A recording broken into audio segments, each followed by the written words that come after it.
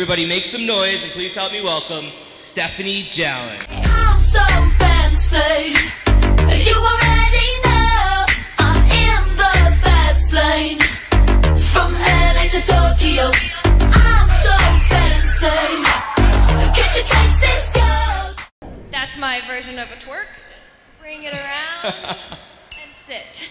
Thank you so much for being part of our very, very first show, Stephanie. Oh, this is awesome. It's a lot of fun. Oh, thank you. So what do you think of the show so far? Finally, something that represents our generation. Something fun, something energetic, and to show like that we have something going for us. I mean, like you said before, we all have such this sad, depressing, lazy stereotype. I know, right? I mean, we are not that bad, people. Come no, we're on. not. Give us some credit. I mean, you guys did raise us. We have to say that. The people who are judging us are the ones who wiped our butts when we were like 2, so and when we were 25. And maybe when we're 25. A lot of people might be ignorant to your disability. I know personally, when I see someone who's missing a limb, I automatically assume that they were in an accident. But that's not the case with you. You were actually born with a rare birth defect called child syndrome. Explain to everybody what that is. Yeah, and the reason for the ignorance of the disability is because it's very rare. I mean, first of all, there was 36 children that only lived past the age of 1 when I was born. So I was one of the lucky 36 to survive out of probably thousands that were born. It's a genetic birth defect, and it affects, I believe, the X chromosome. So if a boy was born with it, they automatically pass on because they can't live with it because of the genetics. It's weird. And what it did is it affected the entire left half of my body. My left arm was never developed, nor was my left leg. And it also, with that, CHILDS is an acronym, congenital, what I was born with, hemidysplasia half. Now the I is ichthyosis, and what that is, it's a deadly skin rash. So when I was like 3 months old, a skin rash covered the left side of my body, and that was the killer. That was why only 36 made it. Yeah. So I was lucky enough to find a homeopathic doctor who said, well, hey, it's a milk allergy. If you follow this diet, you'll be fine. And by then, my mom had traveled all over the country, all over the eastern coast to try and find doctors to help me and to fix the problem. And he goes, oh, it's a milk allergy. She's lactose intolerant. And she's like, bye. He thought that was what caused your disability, being lactose intolerant. And here, my diet was changed, and within weeks, it started to disappear. And now that I'm older, actually was a link. Yeah, it was like a milk allergy. I was allergic to almost all soaps, even, detergents and stuff. I was super sensitive when I was a baby, but I grew up, I grew out of it, and he was pretty much the reason I'm still alive. That's amazing. Yeah. Now, growing up with your disability, how did you even find out that skiing, which is what you went to the Paralympics for, would even be an option for you?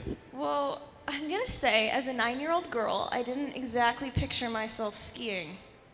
Okay, I didn't even know it was an actual sport, but when I was 9, I got a letter in the mail from a disabled sports clinic. It's PA Center for Adaptive Sports in Camelback, and they're like, hey, why don't you, come out, learn to ski, and see how it goes? And I'm like, sure. Mom's like, sure, why not? And that letter changed my life, so I loved it, and I learned how to race, and it just kind of flew from there. And not only did you learn how to do something that people told you that you would probably never be able to do, you became one of the best people in the world at it. Well, and you went to the Paralympics, and what I want to know is, I know you've been asked time and time again, what was it like at the Paralympics? So, in 6 words, no more, no less. Perfect, I got the just amount of right fingers for this. Describe what the Paralympics was like for you. Wait, one-word answers, or do I have to make a sentence? It's up to you. Okay. Surprise me. Energetic, fun. Wait, does strange food count as 2? Yeah, I was going to ask you about that. Strange food, I have 2 more.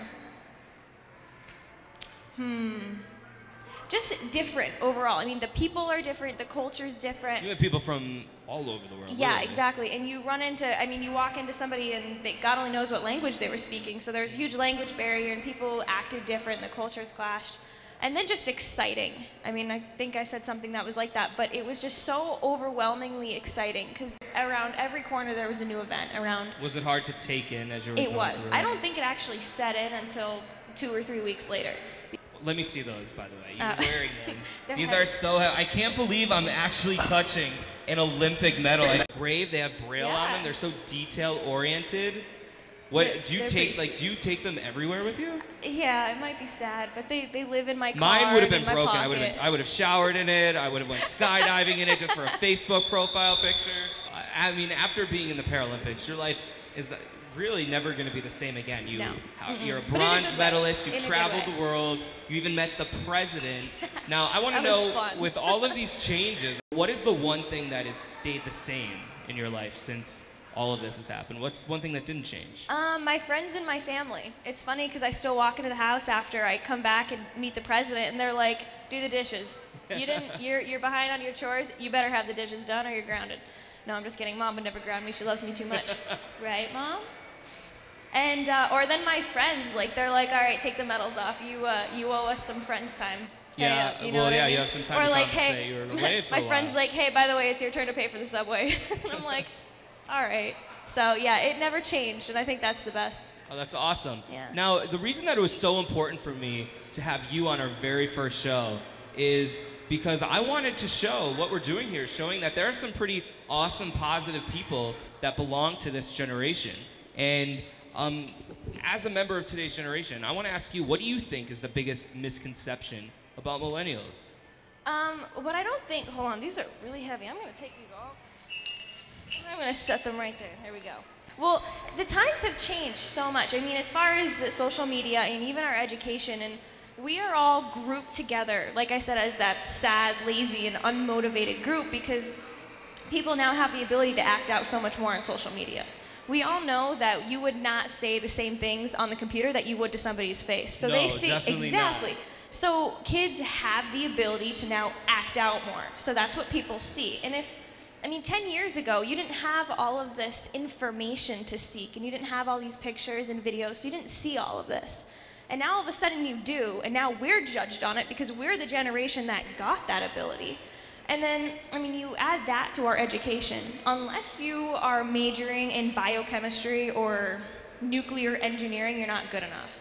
Like you guys were talking earlier about the jobs and how they might be scared and intimidated by us coming. And I think, if anything, we're more qualified because I couldn't agree more. I think so. And they notice that. Exactly. And jobs are changing. You're not going to have coal mining anymore. I mean, that's already gone. You're going to have computer engineering, which is something that we grew up with. And everything's going to be so much more technology based. We're the ones with our feet in the door, not them. So if anything, they should be intimidated. And well, especially by you, because you have 2 bronze medals on your resume. Well, so you definitely have a leg up on anybody applying for a job. Just one leg up, not 2, just one leg.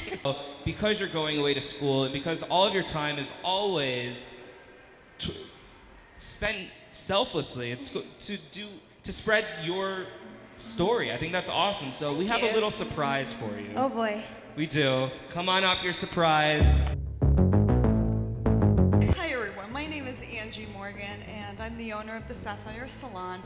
And Justin called me on Friday evening and he asked me if I wanted to be a part of this, and I was so honored. Stephanie, I can't tell you what an inspiration you have been to all generations. And as a young, beautiful woman inside and out, today I had the opportunity of meeting her personally, and you are such a beautiful young woman inside and out. We wanted to just say we're so happy that you're living your dream.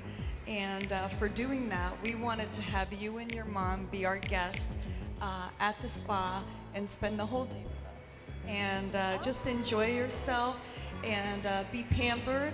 Being an athlete, it's hard to take care of your nails and your hair because it's always in a ponytail and you're always scraping them off. So it's really good to be a girl every now and then. Thank you too, Stephanie. Thank you so much for taking the time to share your absolutely. story. I'm glad I was able to be a part of this movement. Well, this is the very first time that we're doing this, the very first show. And it's definitely not the last. It's definitely not the last. Thank you so much. And we couldn't have picked a better person to kick off the show with. So everybody give it up for Stephanie Jallen.